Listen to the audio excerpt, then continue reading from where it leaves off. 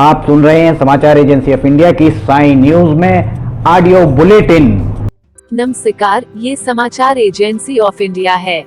अब आप साई न्यूज की समाचार श्रृंखला में शुक्रवार 1 अप्रैल 2022 का राष्ट्रीय ऑडियो बुलेटिन सुनिए। कांग्रेस अब केंद्र के साथ ही अनेक राज्यों में भी सरकार से बाहर है। अब कांग्रेस की दुश्वारियां बढ़ती प्रतीत हो रही हैं। कांग्रेस पार्टी को सरकारी बंगले के अवैध कब्जे के आरोप में बेदखली का नोटिस जारी हुआ है। शहरी विकास मंत्रालय के उच्च पदस्थ सूत्रों ने समाचार एजेंसी ऑफ इंडिया को बताया कि चाणक्यपुरी में एक बंगला कांग्रेस पार्टी को आवंटित हुआ था, लेकिन इस बंगले पर कांग्रेस पार्टी की अध्यक्ष सोनिया गांधी के सचिव रह रहे हैं। आवास और शहरी मामलों के मंत्रालय के तहत संपदा निदेशालय डीओई ने अब कांग्रेस पार्टी के खिलाफ कार्रवाई का मन बना लिया है। ये भी बताया गया है कि इस संपत्ति का बकाया 3.08 करोड़ रुपए हो गया है, जो अभी तक नहीं दिया गया है। इस बंगले के किराए के रूप में पिछला भुगतान अगस्त 2013 में किया गया था। कांग्रेस पार्टी को दिल्ली के चाणक्यपुरी स्थित बंगला नंबर C2/109 को खाली करने के लिए बेदखली नोटिस मिला है।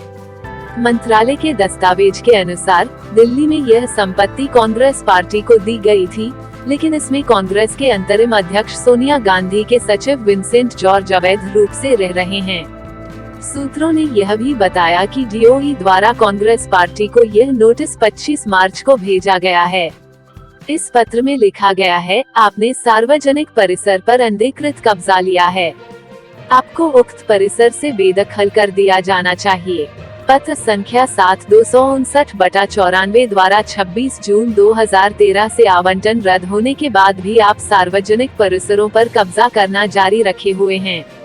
प्रधानमंत्री नरेंद्र मोदी ने शुक्रवार को परीक्षा पे चर्चा के तहत देश भर के छात्रों और उनके अभिभावकों और शिक्षकों के साथ बात की। इस दौरान पीएम ने पढ़ाई से लेकर कोरोना वैक्सीनेशन पर छात्रों के तमाम सवालों के जवाब दिए। इस बीच कांग्रेस ने प्रधानमंत्री नरेंद्र मोदी पर तंज कसा है। कांग्रेस ने पीएम से सवाल किया है कि चाय पे चर्चा और परीक्षा पे चर्चा तो हो रही है, लेकिन महंगाई पर चर्चा कब करेंगे। कांग्रेस पिछले कुछ दिनों से देश में बढ़ती महंगाई को लेकर केंद्र सरकार पर हमलावर है। प्रधानमंत्री नरेंद्र मोदी को ईमेल के जरिए जान से मारने की धमकी मिली है। ये ईमेल नेशनल इन्वेस्टिगेशन एजेंसी की मुंबई यूनिट को भेजा गया है। मेल भेजने वाले ने लिखा है कि साजिश का पर्दाफाश ना हो, इसलिए वो सुसाइड कर रहा है। सुरक्षा बलों को अलर्ट कर दिया गया है और एनआईए की टीम आईपी एड्रेस ट्रेस करने की कोशिश कर रही है। ये समाचार एजेंसी ऑफ इंडिया है। आप सुन रहे हैं साई न्यूज की समाचार श्रृंखला में शुक्रवार 1 अप्रैल 2022 का राष्ट्रीय ऑडियो बुलेटिन। स्किन कैंसर को लेकर एक नई रिसर्च सामने आई है। रिसर्च की माने तो 2040 तक दुनिया भर में स्किन कैंसर के मरीज दोगुने हो जाएंगे। इनमें से 68% ज्यादा लोग अपनी जान नहीं बचा पाएंगे। दुनिया के ज्यादातर देशों में 50 साल से पहले महिलाओं और उसके बाद पुरुषों में मेलेनोमा कैंसर के होने का खतरा ज्यादा है। भारतीय जनता पार्टी अब देश में नित नए रिकॉर्ड बनाती रही है। पार्टी के इतिहास में पहली बार राज्यसभा में उसके सदस्यों का आंकड़ा 100 के पार गया है।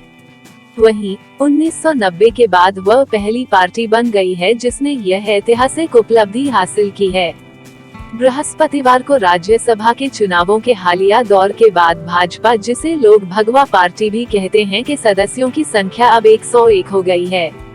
चुनाव में उसने असम, त्रिपुरा और नागालैंड की सीटों पर जीत दर्ज कर अपने सदस्यों का आंकड़ा 100 के पार पहुंचाया है।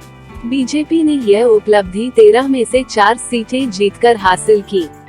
इसके लिए गुरुवार को मतदान हुआ था। बीजेपी की गठबंधन सहयोगी यूनाइटेड पीपल्स पार्टी लिबरल (यूपीपीएल) ने असम से एक राज्यसभा सीट जीती। बीजेपी ने 3 पूर्वोत्तर राज्यों असम, त्रिपुरा और नागालैंड से राज्यसभा की 4 सीटें जीती। बीजेपी ने इस क्षेत्र से उच्च सदन में अपने सदस्यों की संख्या भी बढ़ा दी है। दिल्ली विधानसभा के अध्यक्ष राम निवास गोयल ने शुक्रवार को कहा कि मुख्यमंत्री अरविंद केजरीवाल के आवास के बाहर विरोध प्रदर्शन के दौरान की गई तोड़फोड़ अराजक तत्वों को प्रोत्साहित और देश के युवाओं को गुमराह करेगी।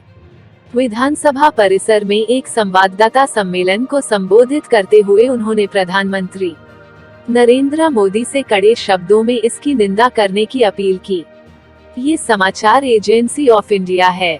आप सुन रहे हैं साइन न्यूज की समाचार श्रृंखला में शुक्रवार 1 अप्रैल 2022 का राष्ट्रीय ऑडियो बुलेटिन।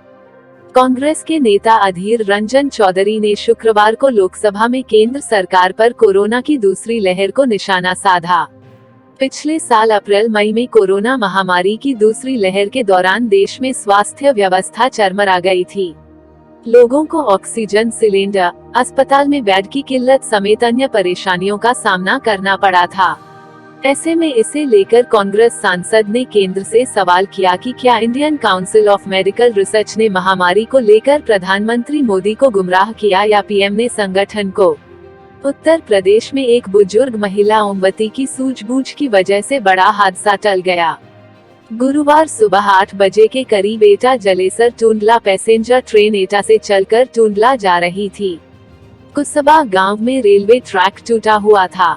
ओमवती ने जब ये देखा तो उन्होंने अपनी लाल साड़ी का पल्लू लकड़ी की मदद से ट्रैक पर लहराया।